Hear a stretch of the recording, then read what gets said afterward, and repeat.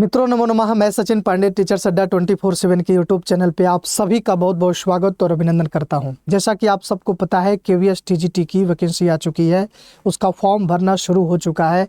बहुत ही अच्छा मौका आप सबके लिए है। काफ़ी दिन से आप लोग इंतज़ार भी कर रहे थे कि केवीएस टीजीटी की वैकेंसी की, तो वो आ चुका है आप सबके लिए बहुत अच्छा मौका।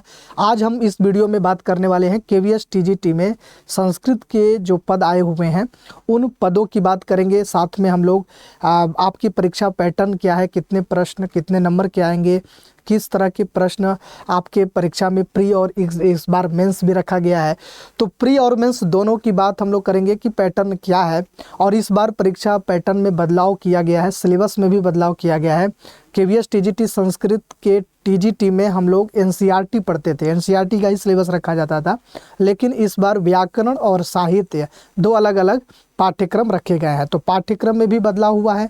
सारी बातों की जानकारी आज इस हम लोग योग्यता भी जानेंगे कि केवीएस टीजीटी के लिए आप एलिजिबल है, क्या योग्यता चाहिए, सारी चीज़ों की बात करेंगे। इस वीडियो में अंतिम तक जुड़े रहेंगे, सारी जानकारी हम लोग आज समझेंगे। ठीक है, चलिए खास करके संस्कृत की अगर हम बात करें तो उसकी हम बात करेंगे। केवीएस टीजीटी में जो संस्कृत के केवीएस टीजीटी के अगर हम बात करें, केवीएस टीजीटी की मैं बात कर रहा हूं, और वैसे भी केवीएस के साथ साथ एनवीएस की भी वैकेंसी आई है। पीआरटी, टीजीटी और पीजीटी सबकी वैकेंसी एक साथ आई है, जिसमें हम केवीएस टीजीटी संस्कृत की बात कर रहे हैं।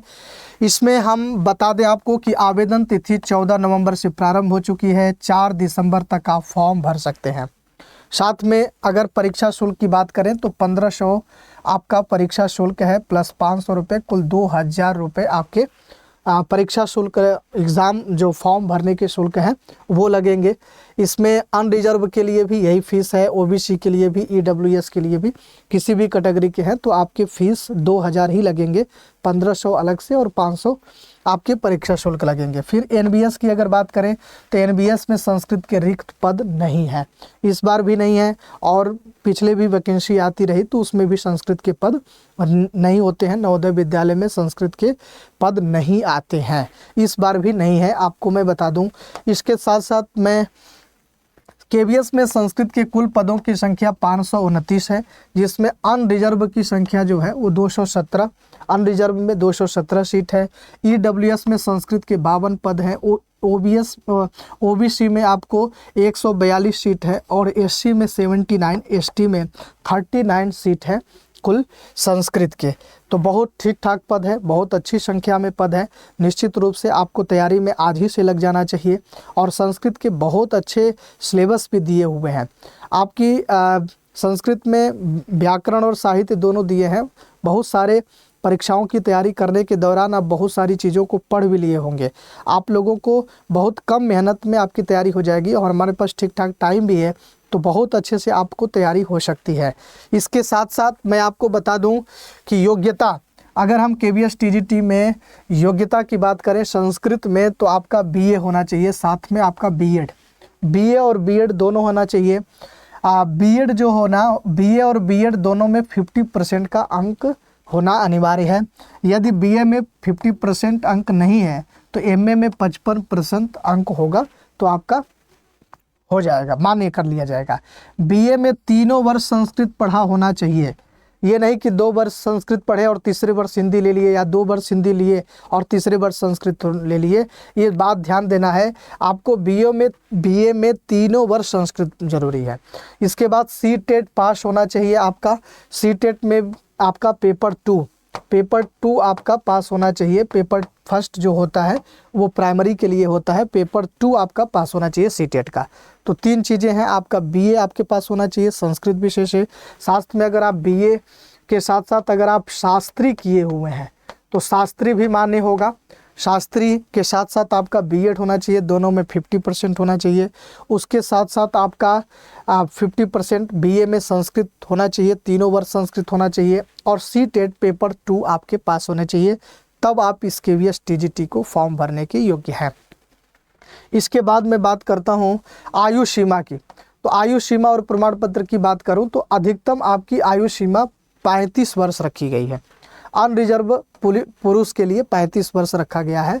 अगर आप देखें तो एससी के लिए 5 वर्ष की छूट दी गई है और ओबीसी के 3 वर्ष की छूट दी गई है, जो प्रायः सभी में दिया जाता है। और महिलाओं के लिए 10% का छूट है। यहाँ पर महिलाओं के लिए 10 वर्ष का छूट है, ठीक है, सभी वर्गों के लिए। आप किसी भी वर्ग में है, महिला है, तो 10 वर्ष का छूट है, ठीक ठाक मतलब छूट दे दिया गया है। ओबीसी, ईडब्ल्यूएस, एससी इत्यादि प्रमाण पत्र केंद्र सरकार को हो, केंद्र सरकार का हो और 4 दिसंबर 2025 के पहले का बना हो कोई भी प्रमाण पत्र। जैसे अब ईडब्ल्यूएस तुरंत बनवाएंगे, 4 दिसंबर के पहले का होना चाहिए कोई भी प्रमाण पत्र, ये ध्यान देना है आपको। इसके साथ साथ आपकी चयन प्रक्रिया क्या होना चाहिए, तो चयन प्रक्रिया में आपका अभ्यर्थियों का चयन 3 चरणों से होगा। आपकी परीक्षा इस बार TIER फर्स्ट होगा, फिर TIER सेकेंड होगा और साक्षात्कार होगा।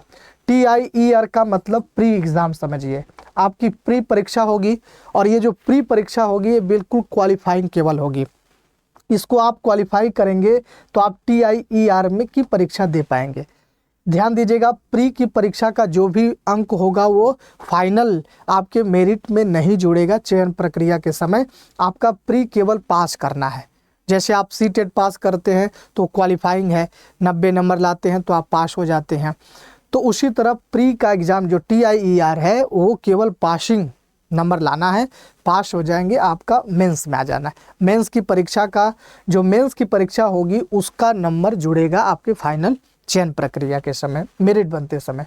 और साक्षात्कार जो होगा इंटरव्यू, वो इंटरव्यू का भी नंबर 15% इंटरव्यू का नंबर जुड़ता है और आपके 85% आपके लिखित परीक्षा के जो आपका मेंस के एग्ज़ाम होगा उसका जुड़ेगा। तो इसके साथ साथ आपको ये ध्यान देना है कि मेंस की जो परीक्षा होगी उसी की वरीयता ज़्यादा देना है, क्योंकि 85% नंबर आपके मेंस के जोड़ेंगे लास्ट में जो मेरिट बनेगी। इसके बाद मेरिट में TIER जो सेकेंड के हैं उसमें 85% मेरिट जुड़ेगा और साथ में साक्षात्कार के 15% मिलाकर के मेरिट बनाया जाएगा, ठीक है।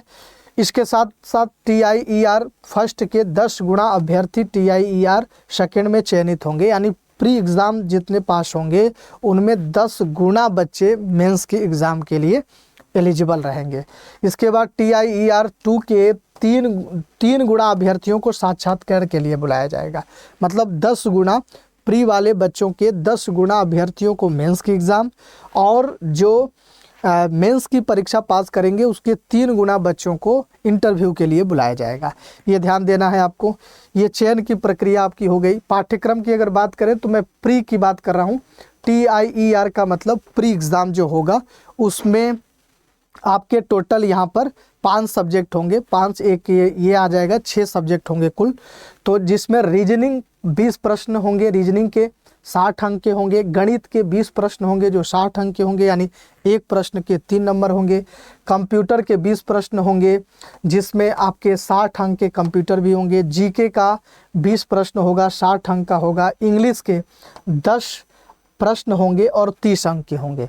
उसके बाद 12 भाषाओं में से आप उड़िया, कन्नड़, तेलुगु, संस्कृत कोई भी भाषा ले सकते हैं।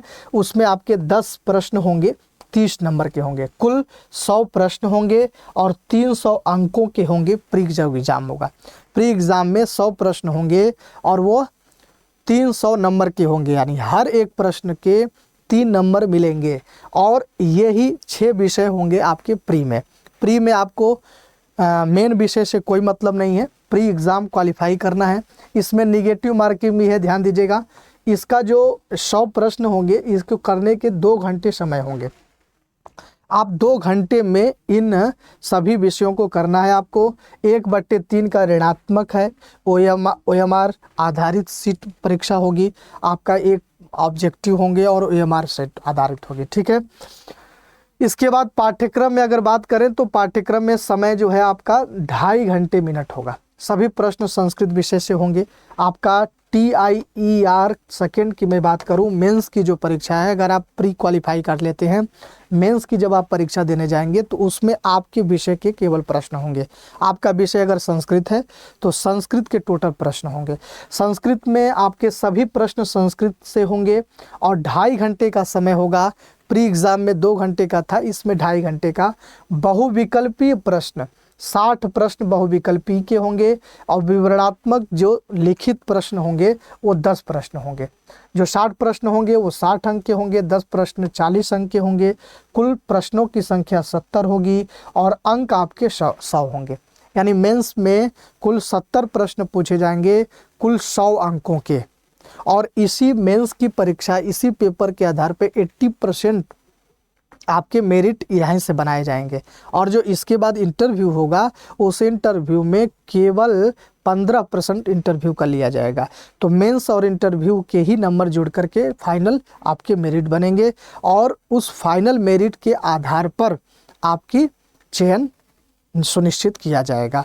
तो इस तरह करके हम लोगों ने इस वीडियो में KVS TGT संस्कृत के पूरे संपूर्ण प्रक्रिया को हमने बता दिया कि आपकी योग्यता क्या है और आपकी चयन प्रक्रिया क्या है, आपका परीक्षा पैटर्न क्या है। इन सारी बातों की चर्चा हमने कर दी। आप लोग नीचे दिए गए लिंक पे क्लिक करके ये बताएंगे कि आप NBS TGT के अध्यापक बनना चाहते हैं कि KVS TGT के। वैसे संस्कृत में तो भाई आपका विषय अगर संस्कृत है तो आपके पास एक ही ऑप्शन है, KVS TGT में आप संस्कृत बनेंगे, क्योंकि KVS TGT में ही संस्कृत के पद दिए हुए हैं। बहुत अच्छे पद हैं, भारी भरकम संख्या में पद हैं। बहुत तैयारी में लग जाइए, निश्चित रूप से आपको सफलता मिलेगी। और इस बार केंद्रीय विद्यालय में अध्यापक बन के रहिए। 2026 में आपकी ये जो लक्ष्य था अध्यापक बनने का, वो लक्ष्य पूरा होगा। आप लोगों के लिए संस्कृत का KVS TGT संस्कृत का बैच प्रारंभ हो चुका है। ऑनलाइन YouTube की क्लासें प्रारंभ हो चुकी हैं, डेमो क्लासें चल रही हैं लगातार। टीचर्स अड्डा 24/7 के YouTube चैनल पे हर दिन दोपहर 12 बजे संस्कृत की क्लास होती है KVS TGT की।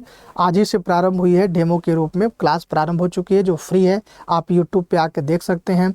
और साथ में पेड कोर्स भी KVS TGT संस्कृत का बन चुका है, जिसमें क्लासें 2-3 दिन में प्रारंभ हो जाएंगी। आप लोग KVS TGT के संस्कृत के ऑनलाइन कोर्स में इनरोल हो जाइए। इसके लिए आपको क्या करना है, गूगल पे सर्च करना है अड्डा 24/7। क्या करना है, अड्डा 24/7 आप सर्च करेंगे। उसके बाद आपको यहाँ पर दिखेगा, सबसे पहले लिंक पे जाएंगे आप लोग।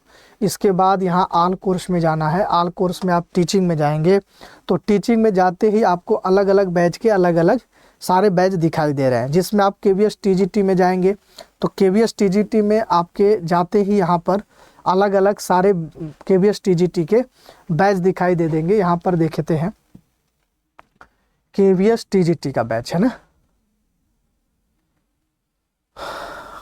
तो देखिए यहाँ पे KVS TGT का संस्कृत का बैच यहाँ पर दिख रहा है ना। अब देखिए, हाँ 1 मिनट मैं यहाँ फिर से दिखा देता हूँ।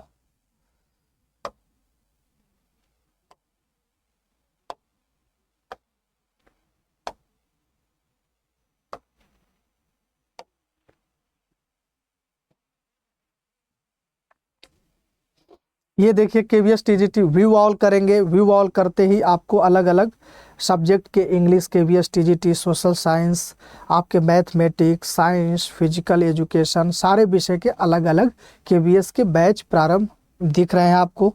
इसमें आप जब आप यहाँ पर संस्कृत के भी बैच देख सकते हैं, KVS TGT संस्कृत का बैच। इसमें आपको जाना है, बाय नाउ करना है। आपको कूपन कोड लगा लेना है यहाँ पर YT29 कूपन कोड लगाएंगे, अप्लाई करेंगे, आपको बैच यहाँ पर देखने को मिल जाएगा। मात्र 1799 रुपये में आपको KVS का कंप्लीट बैच मिला है, जिसमें प्री और मेंस दोनों की लाइव वीडियो मिलेगा। साथ में PDF, notes, material, PYQ, MCQ सारी चीज़ें मिलेंगी। तो आप लोग बिना देरी किए KVS TGT संस्कृत के बैच में इनरोल हो जाइए। अधिक जानकारी के लिए नीचे दिए गए नंबर पर कॉल कर लेंगे। आज के लिए बस इतना ही। बहुत बहुत धन्यवाद आप सभी को।